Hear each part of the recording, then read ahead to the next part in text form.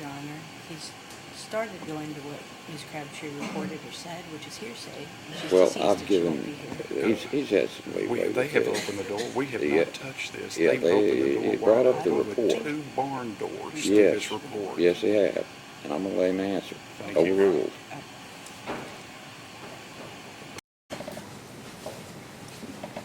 All right, you wanna repeat the question? Yes, Your Honor. So speaking to your report that you testified to with Mr. Seidelman, does it state that Ms. Crabtree informed your agency that she was with Kevin Dixon on the night in question? Yes, she stated that she was with Kevin Dixon, that they were in the bed at his residence on Britton's Creek. She first seen him on the 17th around 5 o'clock. They went to Racks in Harlan around 6:15. Then went to the BP station in Harlan, got some gas, cigarettes, and a Red Bull around 6:30, 7 o'clock. Then they went, and from there they went back to Dixon's residence, arrived around 7:30 to 8. Later they went to the Marathon station in Everett around 10:30. They didn't get any gas, and they left and arrived back at Mr. Dixon's home approximately 10:40 p.m. And for the most part, she said they stayed there. Was Ms. Crabtree asked whether or not they had been to Ronnie King's house on that night?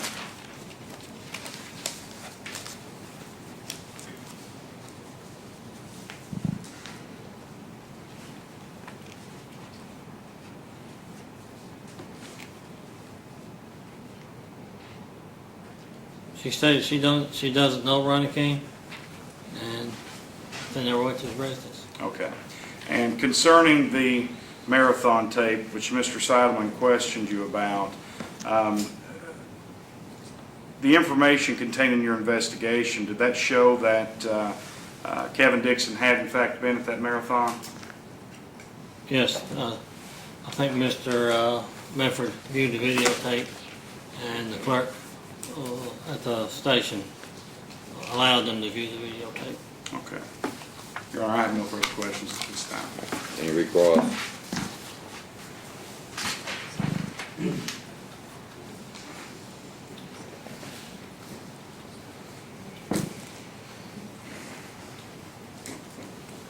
Okay, so we're talking about your investigation, specifically with Kevin Dixon.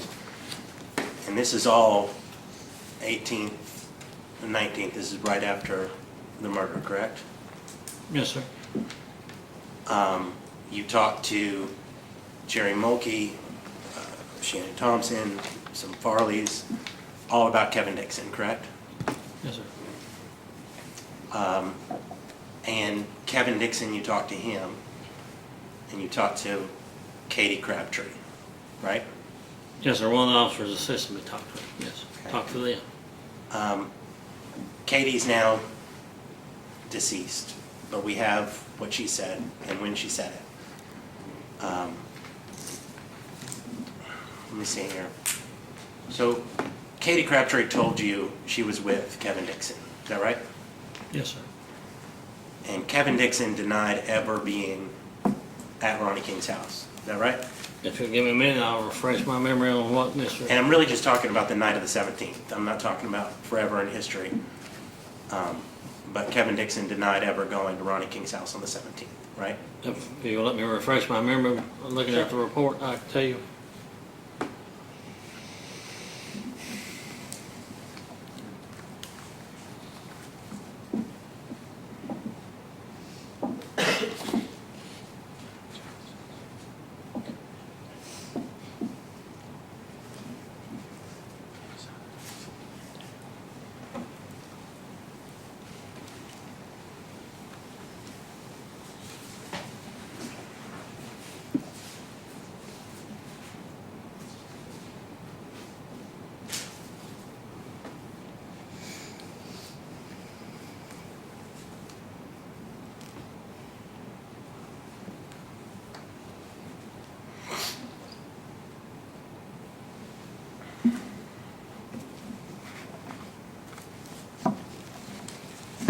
Yes, that's correct.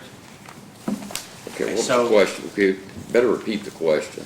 I was asking if Kevin Dixon denied being at Ronnie King's house on the 17th, right? Okay, all right. Yes, it specifically says here, Mr. Dixon was not at King's house the previous day, which he was questioned on the 18th. So the You were previous day was investigating the this 17th. crime. Pardon? You're investigating this crime, and Kevin's word didn't match up to the other witnesses. Is that correct? It's fair to Your Honor, say. may we approach?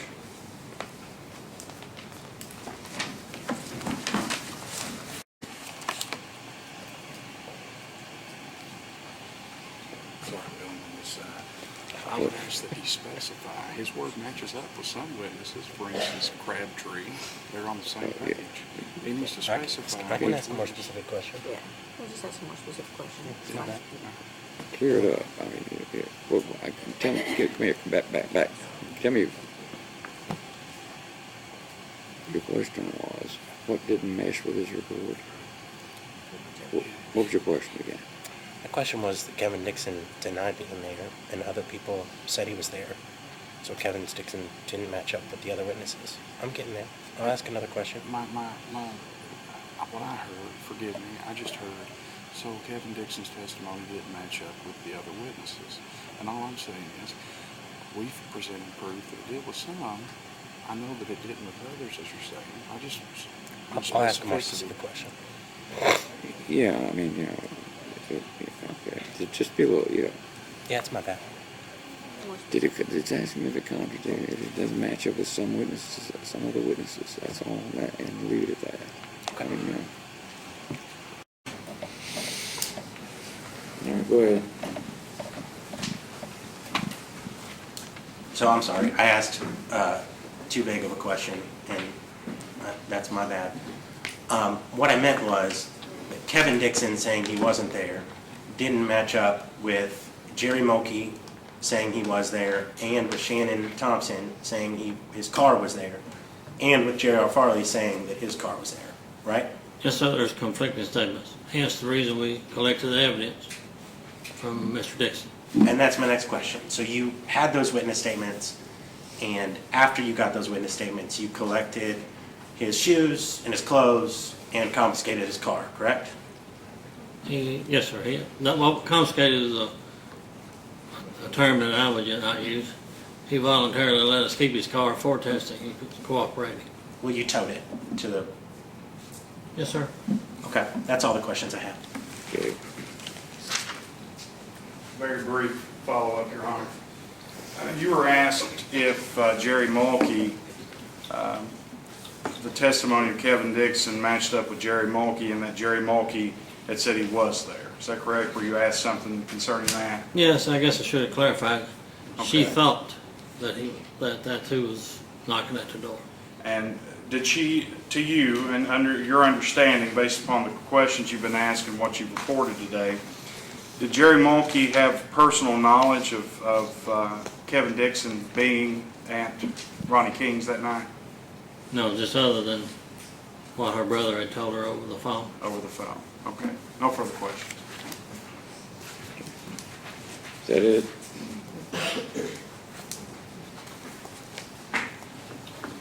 And again, I'm going to refer back to the police report. It's Detective Brian Johnson's report, but it states that Jerry again said that while she was speaking to Ronnie around 9 p.m., Ronnie said Kevin was there and that she heard Kevin's voice in the background. Isn't that what the police report says? Let me find it, sir.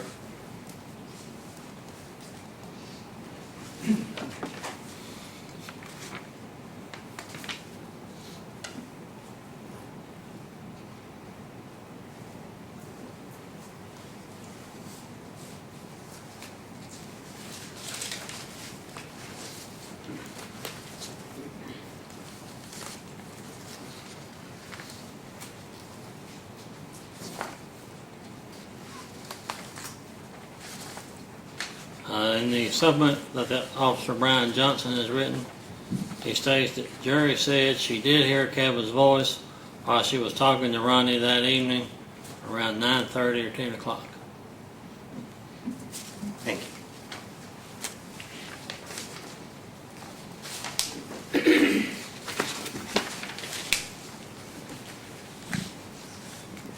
Anything else? Yes, Your Honor. Speaking about Jerry Mulkey now, in your supplement, is there a section that's titled with that name, Jerry Mulkey, in your investigation, rather?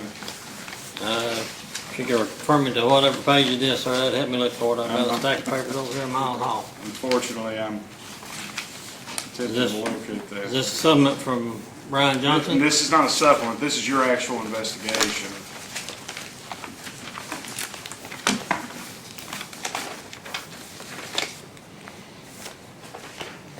It's under Neighborhood Canvas, page 8 of 12. Yes, sir.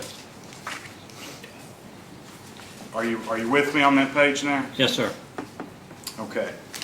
Now, what does this information, what was reported to the Kentucky State Police concerning what the victim, Ronnie King, told Jerry Mulkey on the phone? Says she's talking to her brother. She heard a knock at the door over the phone. Ronnie King informs her that Kevin was there and he needed to let her go. She states that she did not hear from him again. Okay. So she's told the police that Ronnie King, the victim, informed her that Kevin was there? Yes. Okay. And he said that while they were on the phone. Yes. Kevin is here. Yes. No further questions. Okay, is that it? Yes, Your Honor. All right. No further questions, this witness. You missed that down, Mr. Cornett. So recall. Let's take a 10-minute break.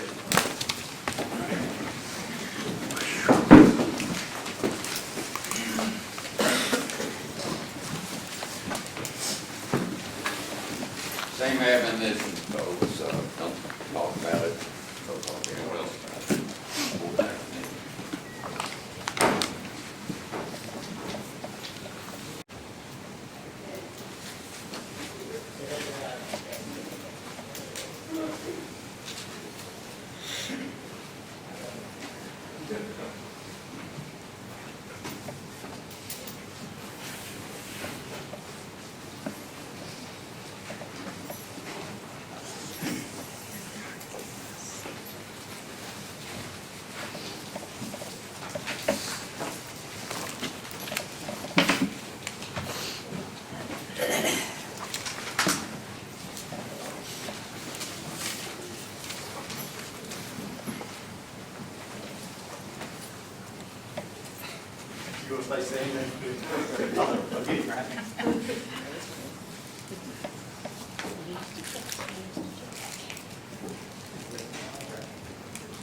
All right.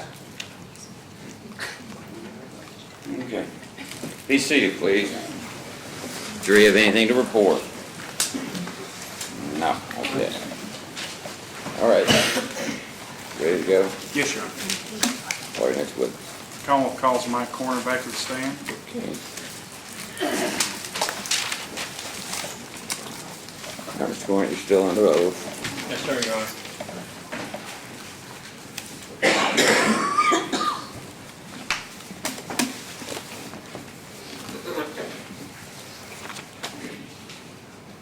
All right, Mr. Lee.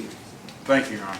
Mr. Cornett, at this point in time, if you recall, you have testified now about your investigation through a period in February of 2013. Now, is your investigation, from the last time you were just speaking up there, and you were being asked questions about Kevin Dixon and individual Jerry Mulkey, is your investigation continuing? Yes, sir. Has it concluded? No, sir. Okay. So at any point within your investigation, were you contacted about any individuals that wish to speak with you? Yes, on February the 24th, 2013, I was provided information while I was at my residence of a witness who had possible information in reference to this case, the witness being Ernie Shell. Okay. Now, February the 24th, you say, is that right? Yes, sir. How many days have transpired since since you became aware of Ronnie King's death in Edwards, Harlan County, Kentucky? Approximately 6 days. About 6 days? Okay. So, were you provided with information to describe who Ernie Shell was? He's the brother of a Shelby Shell. Shelby Shell. Okay. Now, concerning this investigation, is this the first time that you have been informed of the names Ernie Shell or Shelby Lee Shell? Yes. Okay. Now, you're told that the individual, Ernie Shell, wants to give you information. Is that correct? Yes, sir. Did you give that person an opportunity to do so? Yes, I met with Ernie Shell at State Police Post 10 at 12:06, which is 6 minutes after midnight on February the 25th. So soon after I got the call, I went to Post and made arrangements to meet Ernie Shell at Post to get the information, see what information he had and whether or not it was pertinent to the case. Okay. And did that interview take place? Yes, it did. Okay. Your Honor, I have no further questions at this time. Any cross?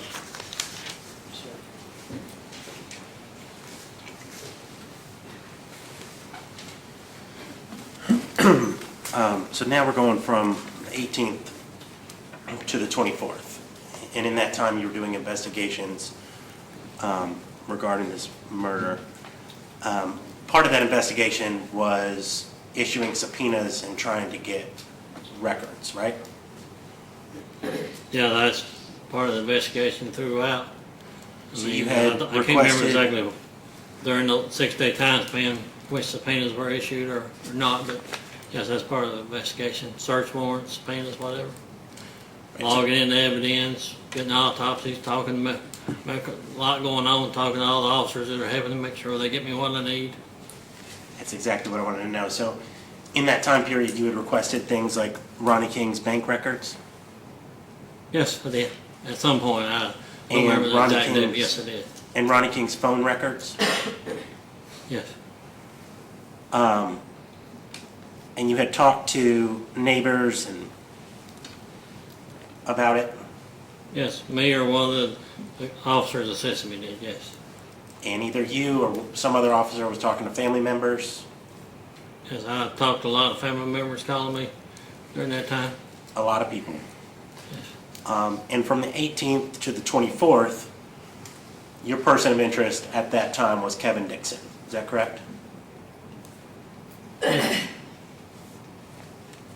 I took the necessary steps for Mr. Dixon, took the evidence from him that we deemed necessary. We still had the evidence.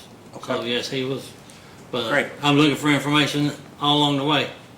And specifically, you requested, or you sent out a subpoena to get records from a website called Topics.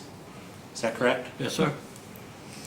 And it was a post, if I remember right, by a coal miner's daughter, or coal miner's wife, I'm sorry. I get that in the movie confused. That seems about right. I'd have to look at my phone, but I believe that sounds about right. Yes, sir.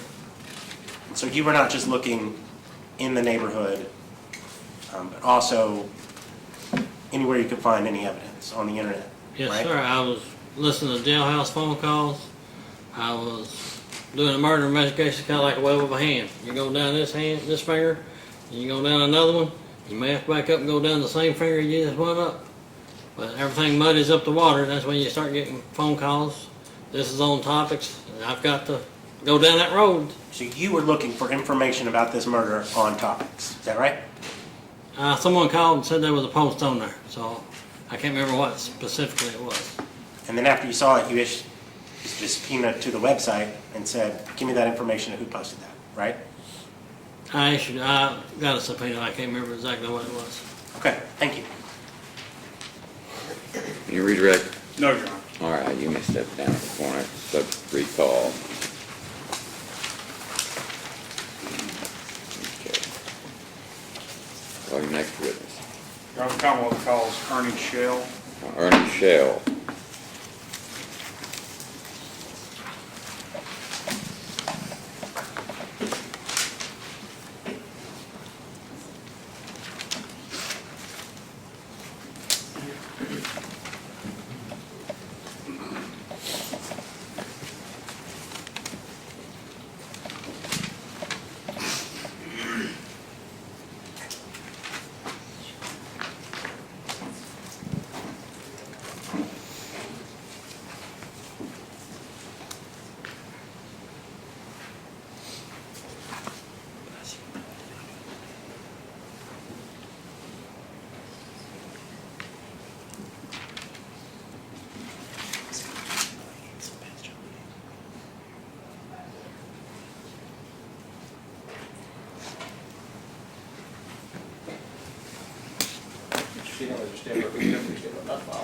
All right, Mr. Shell, would you raise your right hand, please? Do you swear or affirm that any testimony you give in this trial will be the truth, the whole truth, and nothing but the truth? Yes, Your Honor. All right, have a seat, sir, and please speak up loudly and clearly. Thank you. Go ahead, Mr. Shell. Thank you, Your Honor. Mr. Shell, if you could, will you introduce yourself to the jury and to the court? My name is Ernie Shell. I'm the defendant's brother. Okay. And by the defendant, are you referring to Shelby Shell seated over here? Yes, sir. Okay. Now, I'm going to take you back, Mr. Shell, and try to stay on specifically a conversation that may have taken place with then Detective Michael Cornett. Okay? Are you aware of Michael Cornett? Yes, sir. Okay. Do you know him, know his face? Can you recognize him? Yes, sir. Okay. Is this Michael Cornett over here in the courtroom? Yes, sir. All right. Do you recall speaking to Mr. Cornett on or about February 25th, 2013? Yes, sir. Okay. How did it come about that you were in a position to be speaking with Mr. Cornett? Me and the defendant and I, we took a ride to Harlan, and he discussed pretty much all the actions that had taken place 4 or 5 days prior, and just with some of the actions that he had done during that, I knew that something had to be done. Okay. Now, let me ask you specifically, did you and Shelby talk on the phone? When was this? Multiple times. Just ever? Have you ever talked on the phone Yes, with sir. Shelby, Yes, your sir. brother? Yes, sir. Okay. Now, you stated that you're related, and you've already said he's your brother. Can you recognize him? Do you recognize his voice and things of that nature? Yes, sir. Okay. About this period of time, February 25th, 2013, February 24th, 2013, did you ever have a conversation with Shelby Shell on the phone wherein he was talking about Ronnie King? When was the date? February 25th, February 24th? No, Okay. not on that. Did you ever have a conversation at any point on the phone where Shelby Shell was talking about Ronnie King? Yes, sir. Okay. And what was stated within that conversation? It was about a week prior to that day, or no, it was about 2 weeks prior to that date. He would ask me if I would give him a ride to Everett's, and he kept naming this Ronnie King. And the only way I've ever heard of Ronnie King was through he was a manager or something at some apartment complex in Eastbrook. And he stated that he had worked for him before and he could make money off of him, and that was pretty much it. Okay. And of course, I never did do that. I never did take him. Never did do what? No, I never did take him to Ronnie King or. Did he tell you why he was wanting to go to Ronnie King? No, he just said he worked for him before in the past, and he could work for him and make money. Okay, all right. Do you recall informing Detective Cornett that Shelby had called you and started speaking about the death of Ronnie King? It was not a phone call, it was face to face. Okay, the first time was face to face? The first time was, he had hinted on that. He said, "Did you hear about what happened to Ronnie King?" And I said, "Who?" Because that was not even a familiar name for me at that time. And then I started looking into it, and I was like, yeah, because I was actually on the computer, and I was looking up topics when he was talking about it, as he was talking about it. Yeah. And I was seeing things that he was saying, and nobody knew exactly what had all happened, but he was filling in pretty much the gaps and being in private investigations. It was kind of clicked on me. And then I asked him a question. I said, well, who's involved in this and everything? And he stated out, I've heard Kevin Dixon and another name by the name of Tim Hall, I think it was. Yeah. And that was about it. Had Shelby ever talked to you about robbing Ronnie King in the past? No. Huh? No. Did you inform Detective Cornett that he had? Not before it happened and everything. I mean, if you're asking the actual confession, when he confessed to me, he told me the whole story. But before prior events, no, he never said nothing about that, if that's what you're asking. Okay. Are you aware whether or not the interview between you and Mr. Cornett was recorded? Yes, sir. Okay. Was it or was it not? Yes. Okay. All right. Well, let's go then to the first time from your statements here today. When was the first time that you said something about confessing? When was the first time that Shelby informed you of his involvement with Ronnie King's murder? I think it was the day before, the 25th, 24th. Okay, and how did that conversation arise? He actually called me up on the phone. He said, I'm on my way. I think he said, I'm on my way down, and I want to have a brother's day and a family's day. And I said, that's cool. I said, that's real nice. I mean, he just had got a job, he was married, and I thought everything was going good. But after I started talking with him, and he was saying he was wanting to go to Everett's and get the family, and just he had a bag of presents for them, and something in his voice just triggered, and it, just instincts, and I just started realizing things, and I drew a timeline up and started putting pieces together of what I know to what happened, and from the internet really, and just as he's telling me things, he was like, well, I want you to meet. He said, that file you've got, he said, you used for a mask or something. He said, I need you to bring that. And I forgot about the file, and of course I met him at Walmart in Corbin, Kentucky, and first question he asked me, he's like, did you bring the file? I was like, no, I didn't bring the file. And he said, oh, we really need that God blessed file, and I really don't want to go to Lowe's or wherever you get one. And then as we sat in the vehicle, he pretty much explained what all happened.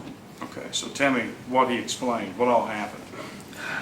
First thing he done, he said, I know you do hockey mask and you're related to the Friday the 13th industry, and you do certain things for them. He says, I want you to know something, Holmes. He said, I'm a real killer. And then that's when he pulled the pistol out. And then at that point, I mean, I was already putting it together in my head what was going on just from prior experience. Yeah. Okay. And when he told you that he was a real killer, what did you say? I tried to laugh it off, like, no, man, you're crazy, man. No, just like that. And he's like, no, I'm a real killer, Holmes, or something like that. And then that's when I really knew it was serious. Okay. Did he explain why he was a real killer? What made him a real killer? No, he said after that was over, during this point, he said, the Ronnie. He said, I'm just gonna let you know something. He said, you're my brother. He said, I love you. He said, but I'm just gonna tell you something. He said, I am a real killer, and I said, of course I was trying to laugh it off again, trying to change the subject, pretty much what I was trying to do. Then he looked at me and he said, you know the Ronnie King? And I said, Ronnie King? I said, yeah. He said, the one that was killed up in Everett's and all that? He said, I did that. And then after that, he started with the story, if I needed to. So in the story, after he's told you he's killed Ronnie King, first off, let's go back to the gun. You said that he had a weapon on him. Mm-hmm. What did that look like? It was a blued 38 Smith & Wesson, what I recall. Okay. And how did you know it was a Smith & Wesson? I could see the label on it, and I'm familiar with weapons. Okay. Now, you had said earlier that he had brought you a file, or you had requested that you bring him a file, is that right? Right. What did he use that file for? Well, we had to go back and get the file because he insisted. Okay. So we went back to the house. I actually told him, I said, just go to Lowe's and get one. And that's when he says, you're never to be seen. You're never, when you're doing anything like this, you're never supposed to be around cameras or anywhere you can be seen or located or positioned. And I said, okay. And he was getting kind of like, he was getting hostile a little bit, but you know, that's the way he's always been until he gets his way. And pretty much, I took him back to the house and I went in the room, and it was a chainsaw file. I think it was a 12-inch file at the time. It's about like this right here, a little thin file. And I brought it out to him, and he took it away from me. And he pulled the weapon out, and he started filing it. He started telling me the rules and the laws, the way it goes. He was talking. He's like, you kill 5 people with 1 handgun. After the 5th person's killed, you have to do away with the handgun. And he was filing, and I think he may have had it marked where he was with the chamber. So. Okay. So where was he placing the file in relation to the gun? What was he doing with it? If you can describe the action. He filed both. I'm sure he filed. I think he filed the chamber. I'm not sure. I was driving at the time, and he was doing it while I was driving. Okay. So a file, you said a chainsaw file. Yeah. Is that made of plastic? Is it made of metal? Is it hard? What is that? It's a tubular shaped. I don't know exactly what they're actually made out of, but it's tubular shaped, and it's got a little handle. It's got a little point on it, which I never used the file part. I used the point to engrave my mask and stuff with it and make little things with it. But the part that he used was the actual.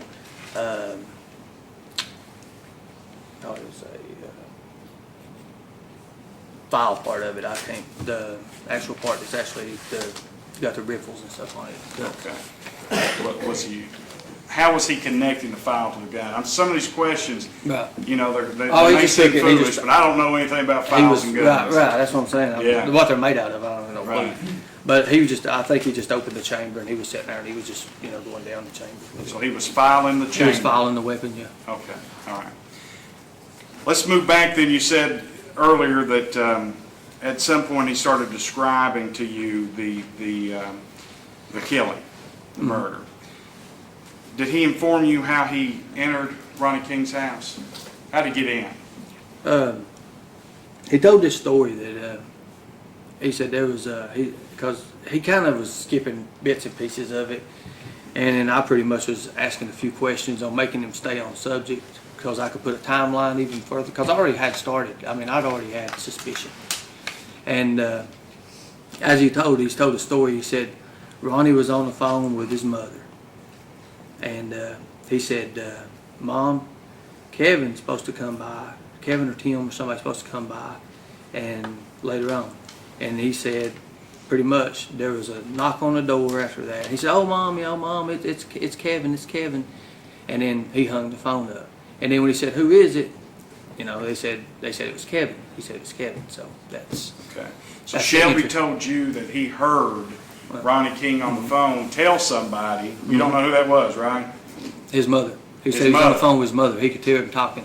On the phone with his mom, and he said, Kevin's at the door. Right.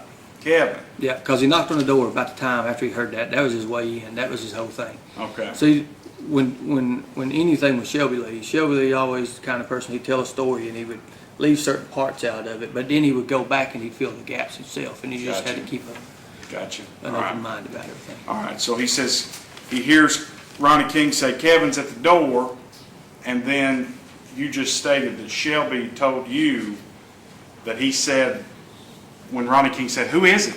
Yeah. Shelby said, it's Kevin. He knew to say it was Kevin because he heard him talking to his mom that Kevin was going to be coming there. So Gotcha. that was his entryway. So he got in that way by saying it was Kevin. Yeah, he said when Ronnie came to the door and opened the door and seen his Chevrolet, he said, oh, man, you ain't Kevin. He said, oh, man, I just playing with you. Hey, what can I do, And he walked in for him and everything. He opened the door and he come on in, Shelby, and then I can tell the whole story if you need to. Yeah, let's keep And, going. What happened after he says, After he says it's Kevin, he gets in the door and he says, you know, what happens then? He said, I need to make some money. He said, I need to make some money. Anything I can do for you? You got any work or anything I can do? And then Ronnie said, no. He said, no, Shelby. He said, you can, I ain't really got nothing at this time or something like that. And Shelby said, well, can I do anything, you know, for you? And hand it to him. And he said that Ronnie said that, yeah. He said, you can give me head or something for 20 or 30 bucks. I forget. But he jumps on the bed and puts his arms behind his head. Okay, so he's gotten in the house, Shelby, Yep. and he's asking Ronnie for money. Right. And he says, yeah, you can do Sexual favor. a sexual favor for $20 for me. Right. I'll give you $20. Yeah. Okay. So then what did Shelby tell you happened? He said Ronnie jumped on the bed and put his hands behind his head and just rested up on the pillow. And Shelby said that he looked through the room and he noticed he seen a shotgun or something in the corner. And about the time he seen that shotgun, he had his hand coming out of his pants where he had the gun. And then he said he looked back at Ronnie and he said Ronnie had already had him beat to a weapon. Ronnie already had a weapon. And he said that he was shaking real bad. He's like, no, I want to sell you this weapon. I want to sell you this gun, actually. And he said, no, Shelby, something's up with this. And he pretty much, he said, Shelby stated that during the time he was shaking and everything that he shot and it went by him. And he said, no, you don't understand. He was trying to make his way toward him. So he talked him out of putting his gun down. He said once he put his weapon to the side, Shelby was close enough to hit him with the back end of the weapon or something and hit him with an elbow and stuff. Okay, so was that it? Was it over then? You just hit him with the gun? And gun? No. He grabs a hold of him and he tells him, he asks him, he's like, where's all your money at and this and that. And at this time there was a shelf or something and he's pointing, he's like to the shelf or something and he turns over the whole shelf in a bookcase. And he said in a bookcase there was like a key or some other, I don't know if it was jewelry or what it was at the time, but there was something in that bookcase. And he had a bag and he just started stuffing stuff in it and he was trying to get him. So he said he put the gun up to him and he asked him what the code for the safe or something was or where the key was at. I don't know, I can't recall that. Okay. At any point in time did Shelby talk about restraining Ronnie King? Yes. What After happened? that, he made it look like he was just going to rob him. He kept telling him, he said, I'm going back to jail anyways.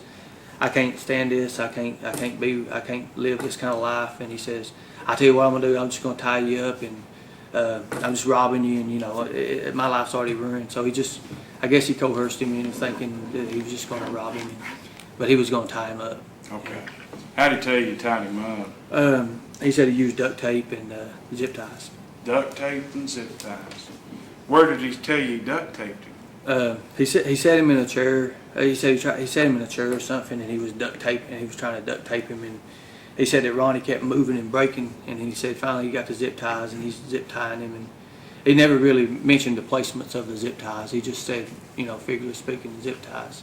Yeah. And as he's taping him up, he got to where his mouth was up, and he was getting ready to start taping it, and he said Ronnie started moving and didn't want to, because he couldn't breathe. Obviously, he was just going to some way like suffocate him, and he said he just started. He said his dying adrenaline was kicking in, and he was breaking stuff loose. And he said he looked at me. He said, "Never before have I ever had anybody break loose from duct tape and 7 zip ties." That's what he said. Shelby said that about Shelby Ronnie said that. King. So as Shelby's telling you that he's duct taping Ronnie King's head and mouth and coming up over his nose, Ronnie King starts to break free. Yes, his adrenaline kicked in, and he was starting to move and break free. And Shelby said he went through the house looking for a hammer to knock his brains out with it. And he said he couldn't find a hammer, and then he finally found that pillow, and he said he tried to finish doing it, and he said he was coming up out of it. He said he put the pillow over his head, and he said Shelby had a little motto back then. I don't know if he's still true to this day, but it was everybody has an expiration date, and he's the stamper. And he had a reason for everybody to be, you know, why he was doing it to them. And like even members of my own family or our own family, he had reasons that he wanted to, you know, go forward with. But anyways, he told Ronnie, he said, "You remember my son?" And Tabitha, they lived in your apartments and everything. He said, your apartment had mold or something in it and you didn't do nothing about it. My son ended up in the hospital, and he said, that's your reason to die. And he said he put the gun over the pillow, and he said he pressed really, really hard. And he said as he's doing it, he said, Ron, he said, they can live there for free, they can live there for free. And he said, they don't live there no more, motherfucker. And bam! And that's what he told me. Okay, so bam, I mean, I think that I know what you mean by bam, Yes, but really. unfortunately, you know, this is a court of law and we have to be specific. What do you He mean shot by bam? Ronnie. Did Shelby Shell, your brother, Shelby shot Ronnie. tell you Yes, that he shot Ronnie King? yes, Did he tell you that he killed Ronnie King? yes. And And he told you that he did that by placing a pillow over his head Mhm. and then putting the pistol on it Mhm.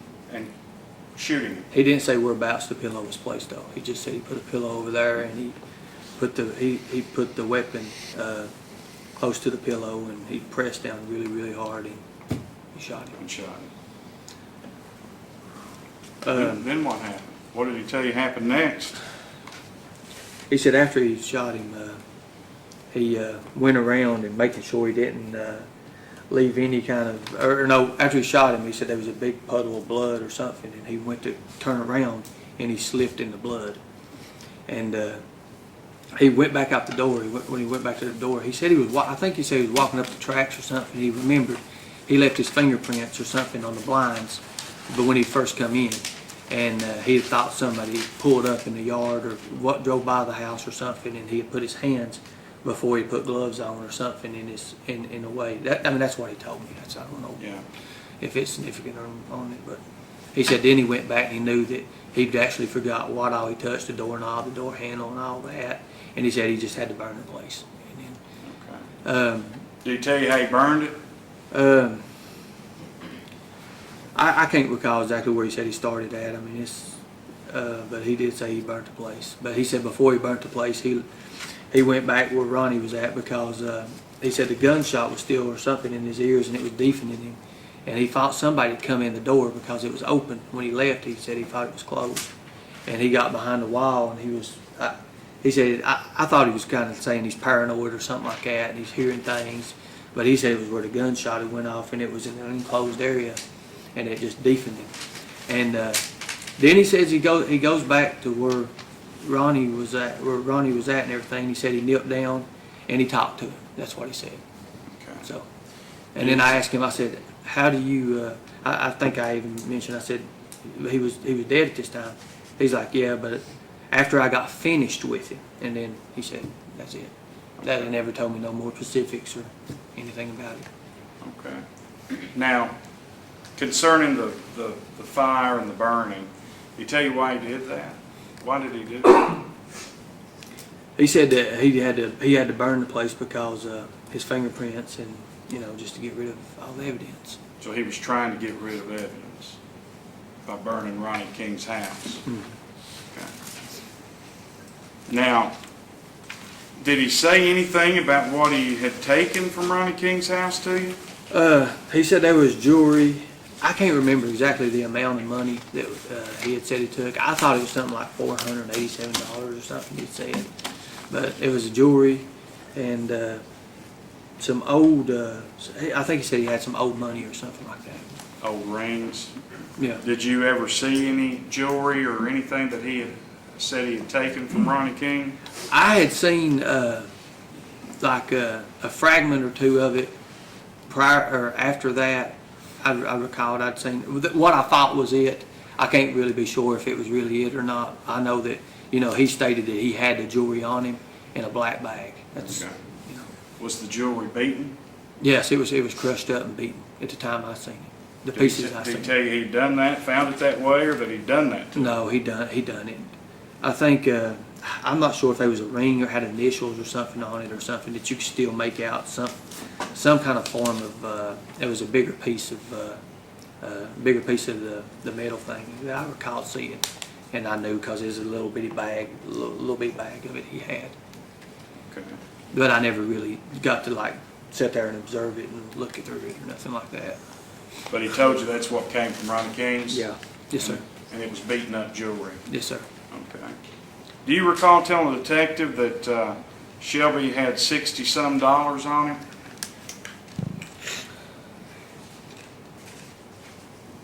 I mean, I don't know about the $60-some. Okay, I think he stated that he had money when we went through Burger King after that, I think. Okay. So at this point in time, are you telling the detective this statement?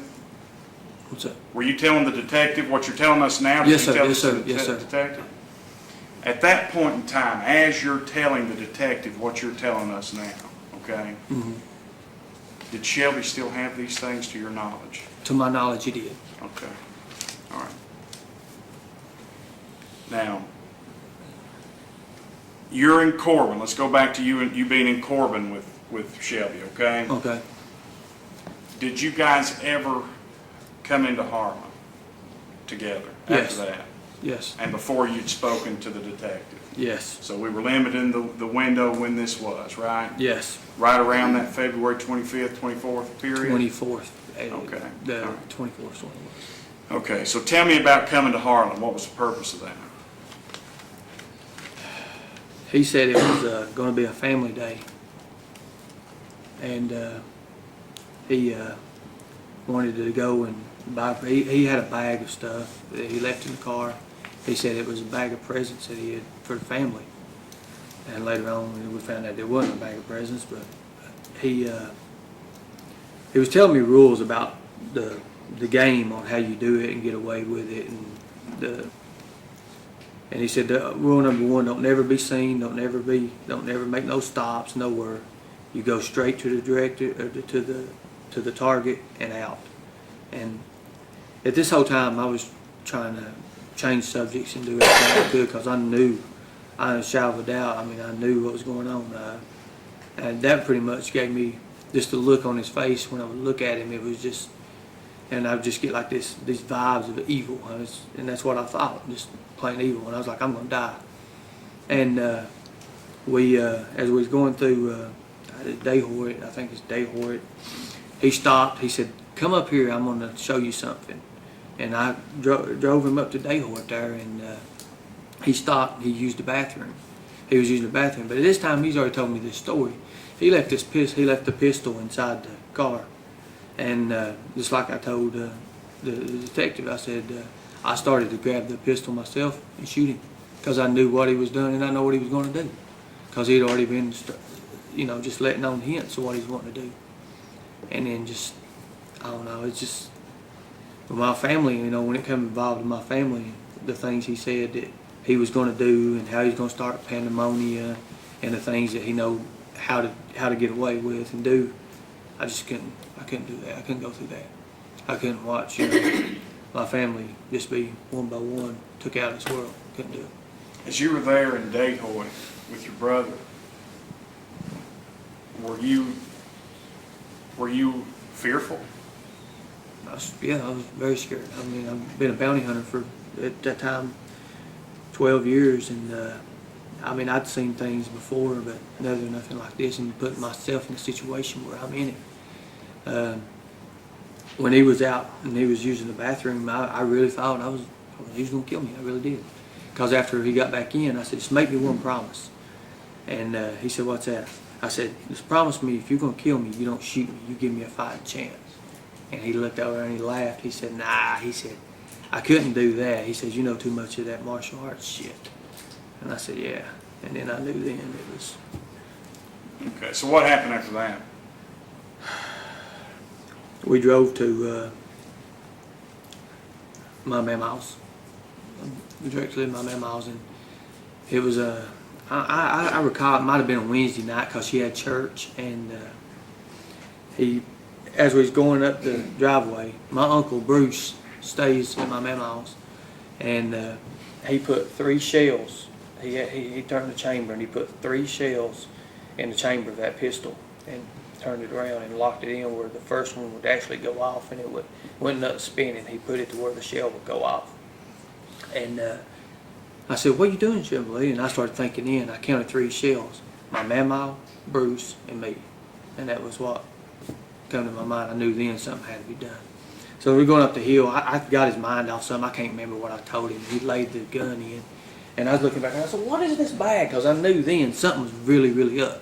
So when I reached back, I think I reached back to try to move the bag or something. And he put the gun down and he went, no, no, no, no, no, no, no, no, no. So I was like, kept going because I was drawing his attention off of it. And I kept reaching back like I was going to get that bag. And then when we pulled up and parked, we parked in my, down below the hill there. There's like a little spot right beside my Uncle Joe's. And we parked there. And he got out. I said, I'm just going to look this bag up fast. He got out and run. Well, the gun was there, so I got out of the car. When he opened that door there, and he already had it, he'd already shut the door and got his bag out. And I'd hit the lock button. And he said, no, no, no, I need to put this back in.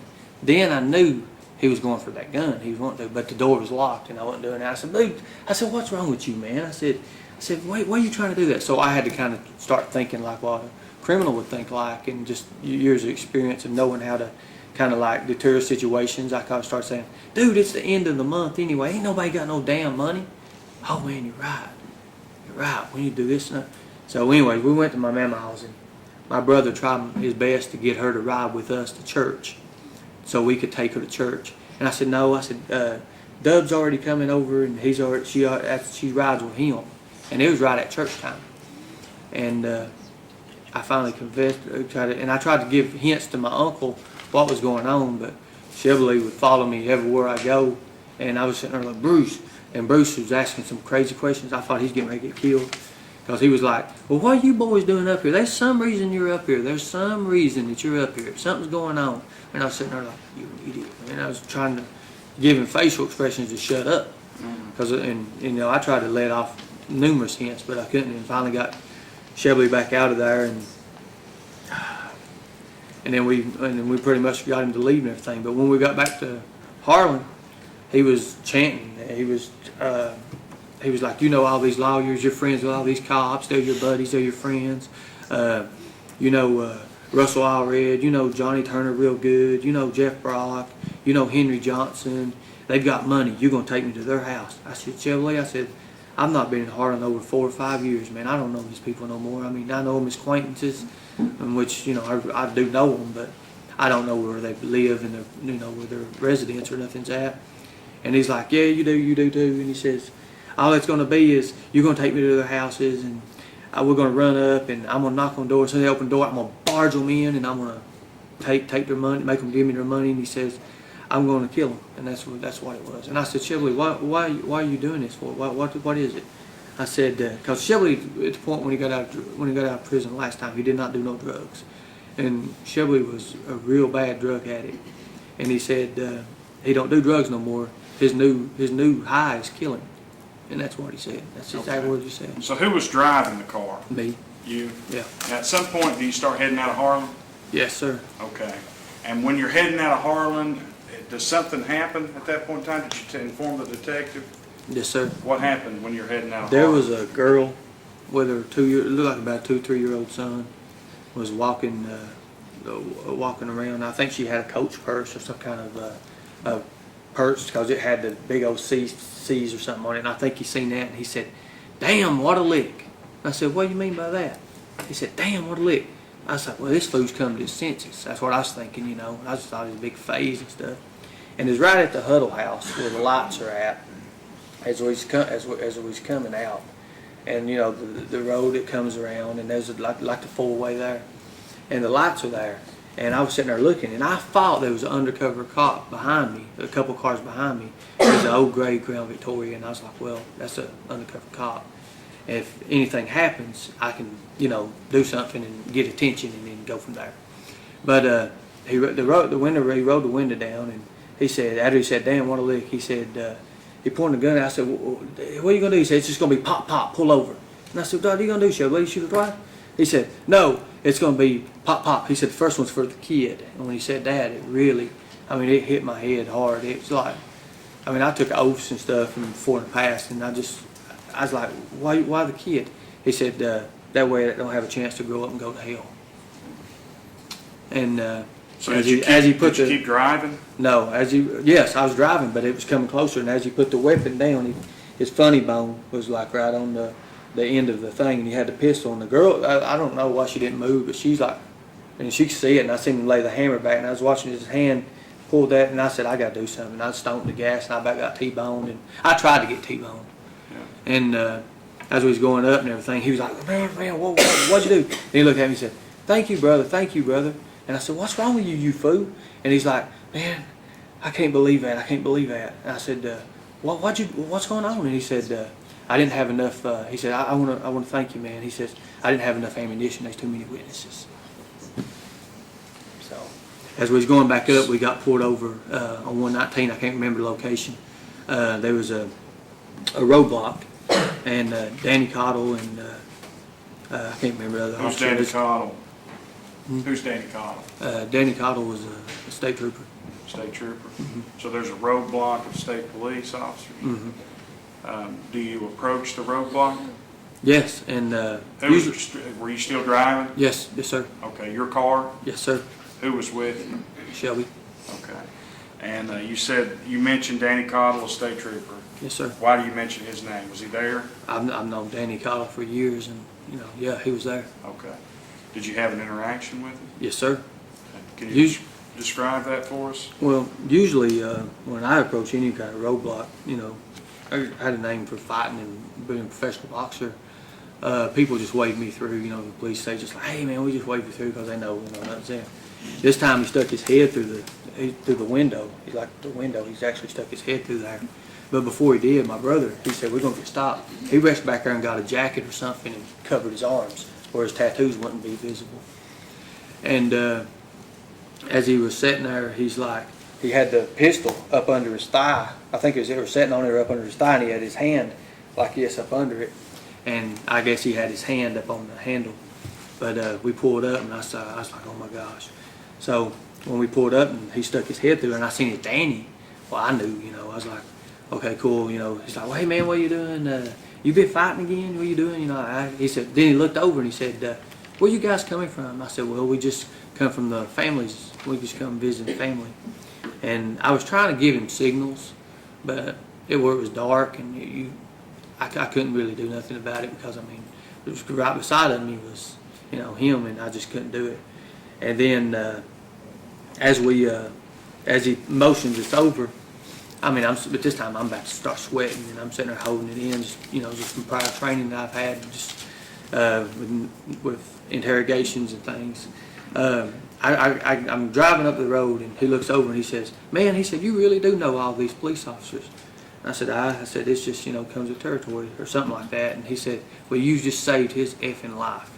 And I said, "What do you mean by that?" He said, I started just to reach down, and he said, "I already have a hand down." He said, "I started just come up and shoot right across your face." I said, "You know what? You probably hit me." And, just trying to get his mind off stuff, just not in particular that. Trying to put loved ones in the way of innocent victims, because, I was thinking, hey, this man, he may still have a heart somewhere. But then he said, no. He said, it wouldn't hurt you. It might have deafened you a little bit. But he said, I started to blow his motherfucking brains. And that's the exact words he said. Okay. And he said, you saved his life. Now, I may have asked you this before, and if so, I apologize, but I have a terrible memory, okay? Sir. So the person that you've been with in this car, you've stated it was Shelby Shell, is that Shelby correct? Shell. And the person that you've stated has told you that they killed Ronnie King, the person Shelby Shell, is that Shelby Shell. correct? Yeah. Shelby Shell is your brother, is that Yes, sir. right? And one last time, or the first time, is that Shelby Shell, the defendant sitting here in this courtroom? Yes, sir. Okay. I have no further questions. Pass the witness. Cross-examination. I'll get some water. Yes. Just a second, she's getting in the water. You can go ahead and start, she can bring it out. Okay.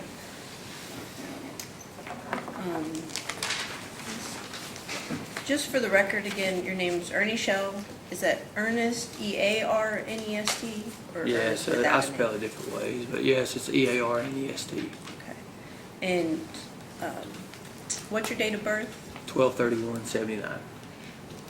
So you're the older brother. Yes, ma'am. Do you share the same father? Yes, ma'am.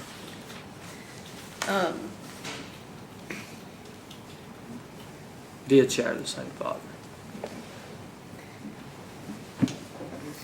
And you mentioned a little bit that you make masks. Are those Jason masks? Yes, ma'am.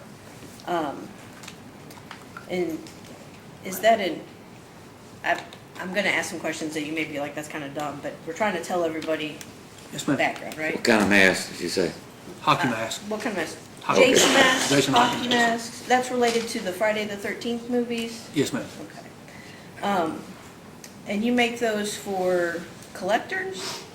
Yes, I make them for collectors and the Friday the 13th Hall of Fame for the new video game release. I made all the masks for the video game. They used it in, I think, the mocaps and all the physical actions.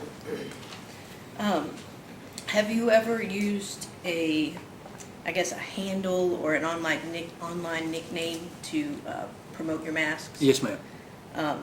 And is the killer inside one of the handles that you use? Yes, ma'am. Okay.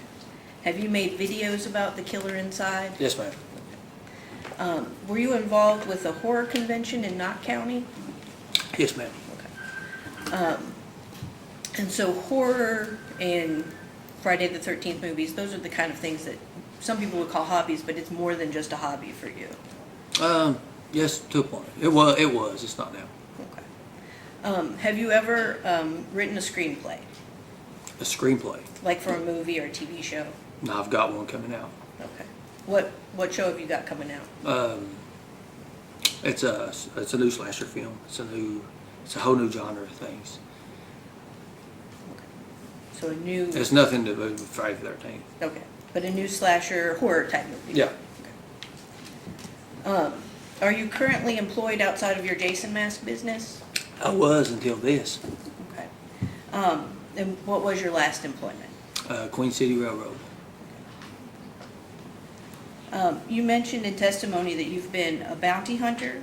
Been a bounty hunter. Okay. Were you licensed? Yes, ma'am. And what states do you? State of Tennessee. licensed in? Tennessee. Yes, ma'am. Okay. Were you ever a deputy in Tennessee? No, ma'am. I was a corrections officer in Tennessee. Corrections officer. Chief corrections officer in Sullivan County Community Corrections. Can you state that county again for the record? Sullivan County Community Corrections, Kingsport. So you've never claimed to be a Campbell County Sheriff's Deputy? Campbell County, no. You've never had a Campbell County Sheriff's Deputy ID badge, for example? Campbell County. No. Okay. And you don't claim to have ever been a Sheriff's Deputy in Tennessee or Kentucky? Never or been anywhere? a sheriff's deputy in nowhere.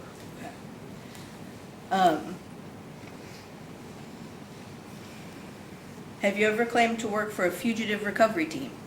I've owned my own fugitive recovery team. You have your own fugitive recovery Pretty team? much, yeah. I don't have no more. Okay. And did your fugitive recovery team work for a law enforcement agency? No. That was your own private enterprise? Bail bonds. No, we just set up our own teams, different bounty hunters. It's licensed, they come together and we team up and we... What's your license number in Tennessee?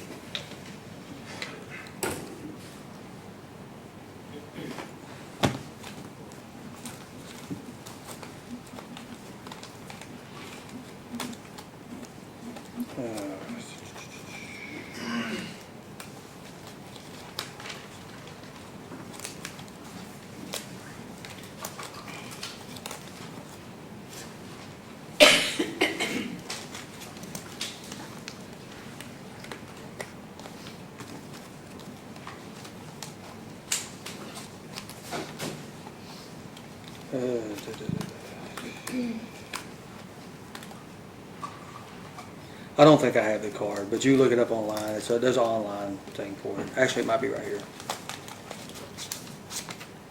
Oh, that's Texas Services.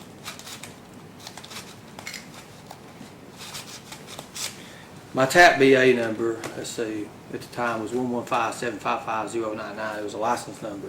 But I actually have the NPIR, which is a National Producer Insurance Rate number for bail bondsmen. So I actually have one of those, but it was expired in December, my birthday, December 31st, 2018 was the last.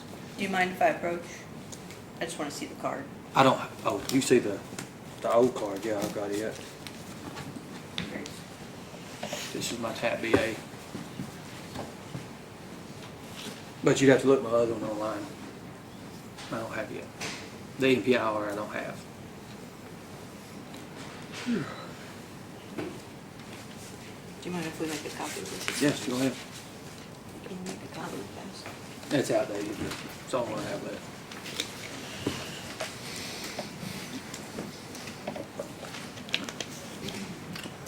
While we're getting that copy, you mentioned boxing. I think I thought that you were into wrestling and MMA, but did you say you were a professional boxer also? I was a professional boxer in Indiana. Had 4 fights, 4-0. Is there any licensing for boxers in Indiana? Yes, ma'am. And do you have your license? There's an with you online today? license agency. I've not done it in 16 years. Actually, it's going to start back here in April. They offered me a professional fight in Knoxville under John Faust, and I was going to be reissued a new license. But you also do participate in MMA and wrestling? I'm one of the founders in Kentucky of mixed martial arts. And did Jimbo Collins or James Collins also participate in that with you? Yes. In MMA and wrestling, I guess, to put it simply, were you a good guy or a bad guy? And MMA and wrestling. In MMA, there's no really a good guy or bad guy. I mean, wrestling is the one that portrays. I've worked both sides. So you promote and tell stories about the wrestlers and grow your brand. Is that something that you do? No, I No. never promoted wrestling. Okay. Only MMA. And at the time, it was not called mixed martial arts. It was called NHB. No holds barred. Reality Fighting Championship was the name of the company when I first done it in Harlan, Kentucky. And you've promoted in Bluefield, West Virginia also. Yes, that was a wrestling thing. That was a co-promotions in Bluefield, West Virginia. And you hired off-duty police officers to do security for your event, correct? Yes, And you failed to pay the wrestlers, correct? yes. And those police. Your Honor, may we approach?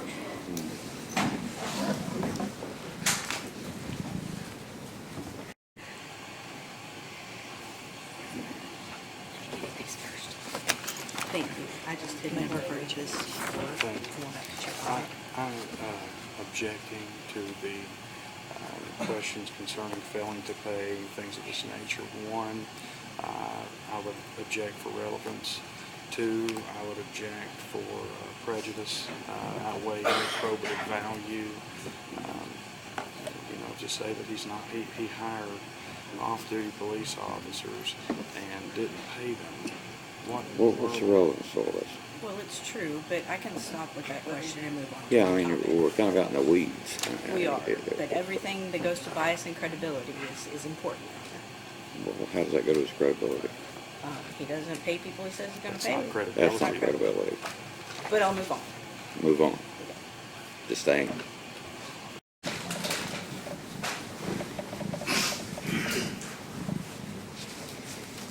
May I say something?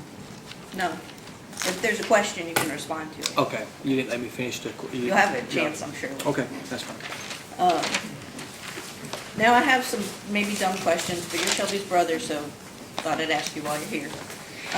Do you know where Shelby lived in 2013, thereabouts that February? In Berea, Okay. Do you know who he lived with? he lived with his wife, Do you know her name? Laura. Okay. Do you know I have no idea. I can't wife? remember. Michelle at some point.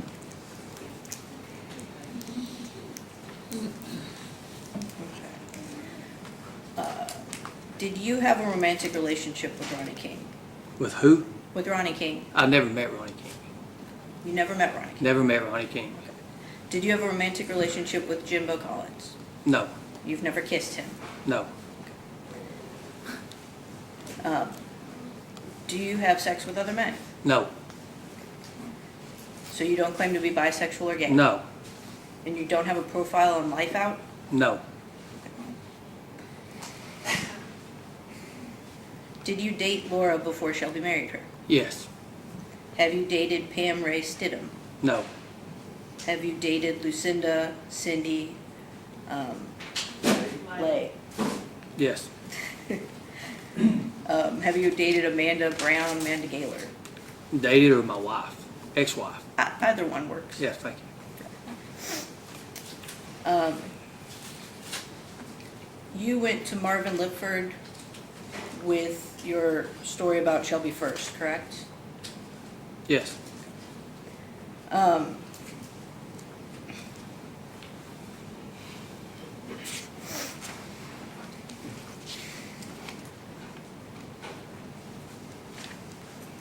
that kind of got me off my topic, so I'll go back over to it. You reported, I'm just gonna bring up some things that you reported when you spoke with Marvin and spoke with Detective Cornett. Mm-hmm. Okay. You reported that a bookshelf was turned over, and that Shelby searched for a book that was full of money. It was a secret hidden compartment book is what I heard, so that's all I know. There was really not really much going on with that, except for he just stated that. He didn't describe the book, he just said it was one of those compartment book things. You said that Shelby was wearing your backpack and your SWAT boots, is that correct? Yes. Well, he had my bag. I don't know if he had my backpack or not. It was a backpack. It's just a little black bag. At one point, it's possible that you may have told them that Cindy was Shelby's girlfriend. Do you think you could have been mistaken? After it was over, I mean, yeah, I guess he contacted her and weaved her in. I don't know. But she contacted me and told me a bunch of stuff with Chevrolet. I don't even know that even part of it. I don't remember talking about that. So in February of 2013, at the time that this murder was being investigated, Lucinda Cindy Lay was at times in a relationship with you, correct? Yes. You said that Shelby thought his fingerprints were on the door? The door or the blinds one. Okay. It was the blinds mostly he had touched. And you said that he cleaned the blood or tried to clean up the blood? I can't remember. I can't recall. Okay. Would it be fair that if you don't recall and I say that you said he cleaned up the blood, that's probably true? I don't want to replay it. I've got a transcript to refresh your memory, though, if you'd like. I don't know. I don't think he tried to clean up the blood. He slipped in the blood. He told me about him sliding in the blood. He fell in the blood. So on those shoes that were yours, Mm-hmm. you would expect that there would be blood from the crime scene, I mean, based on what Shelby told you. on the pants leg, he had blood down it. I don't know what side of the pants leg. I can't recall that. But he said when he slipped and his knee hit the blood or something, and it splittered or something. It's just like it's.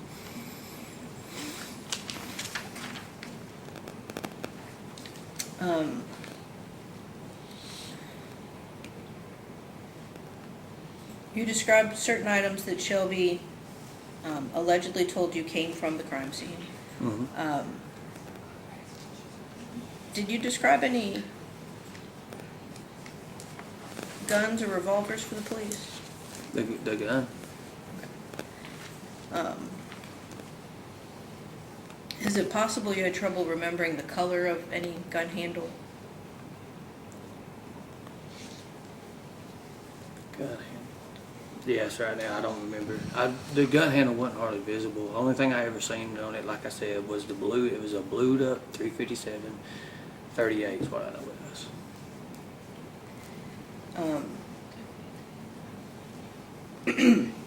Did you report to the police that Shelby told you that he took Ronnie's tapes, security tapes? Yeah, he said he took security or whatever. I mean, I don't know.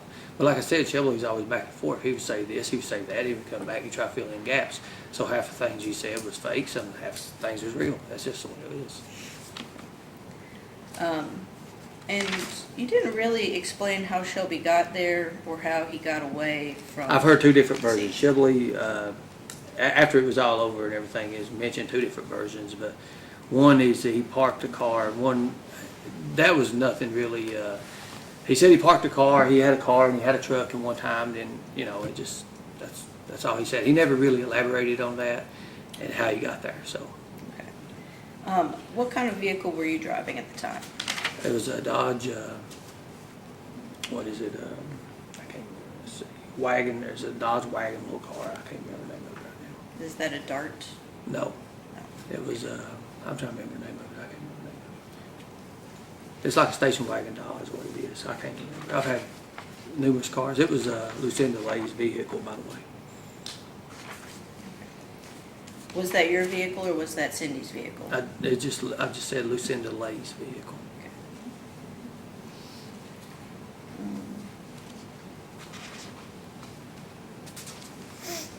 So, in the story that you've told the police, some guy gave Shelby a ride, you don't know who, No, I have no clue.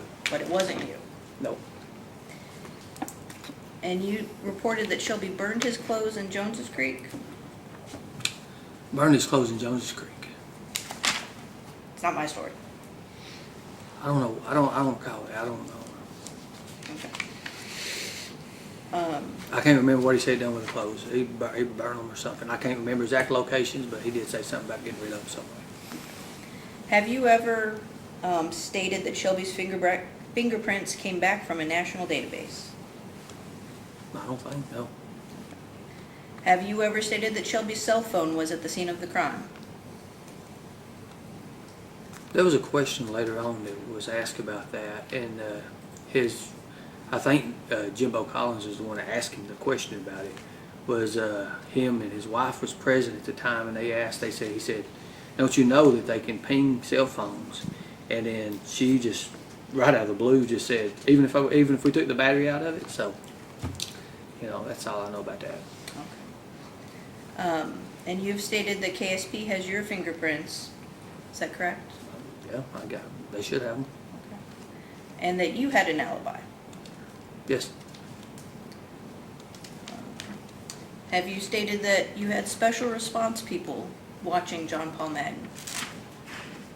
no, So you're denying that statement today? I don't remember that.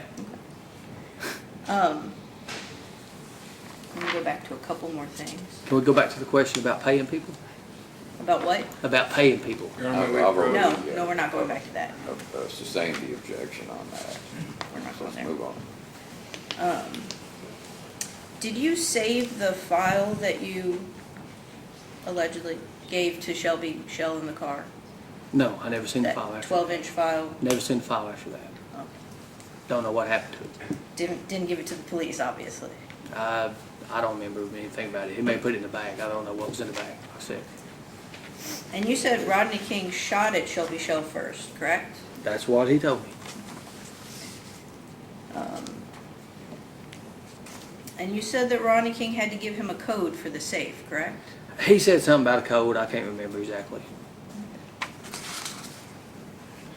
And you said you were a bounty hunter for 12 years, correct? I've been a bounty hunter about 17 or 18 years. And there's no position of bounty hunter in the state of Kentucky, correct? No,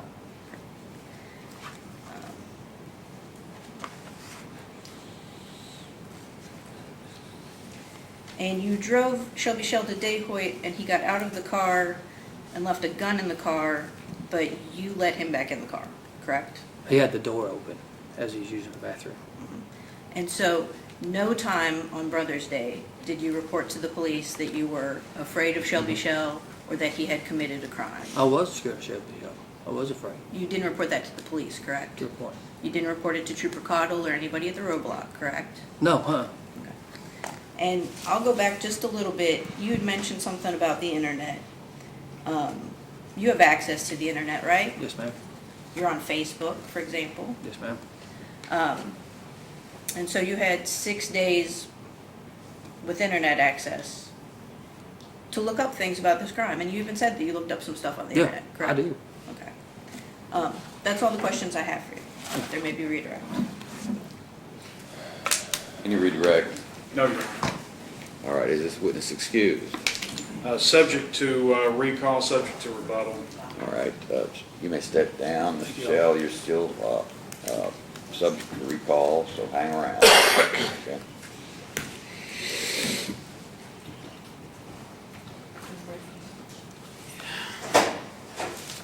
I believe my next witness would be, from my end, 5 minutes, and would set the stage for the next witness if the court wishes to do that after lunch. Why don't we take a lunch break now and resume at 1? Thank you. How's that? All right, ladies and gentlemen, same admonition. I repeat over and over again, don't talk among yourselves about it. Don't form any opinions about this case. Don't speak to anyone else about it. If you're approached, tell them you can't talk about it and report any of that back to me. Otherwise, leave your notepads with your seat on the bench there. Thank you.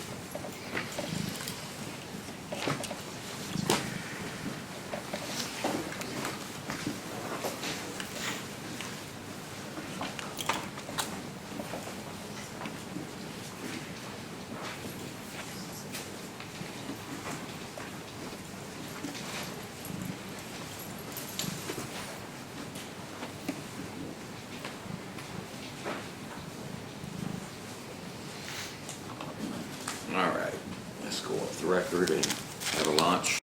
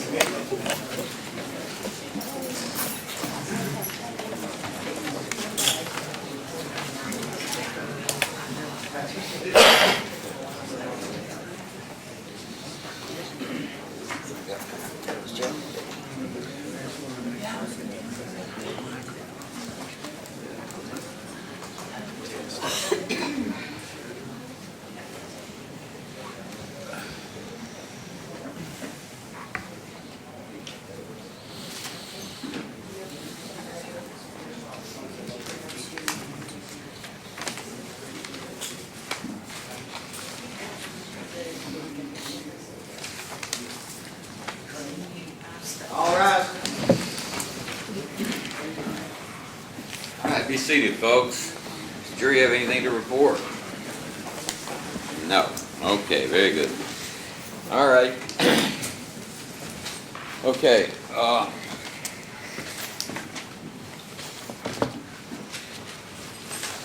council approach, come on. Here, come on. Just, no, we don't need to be on it.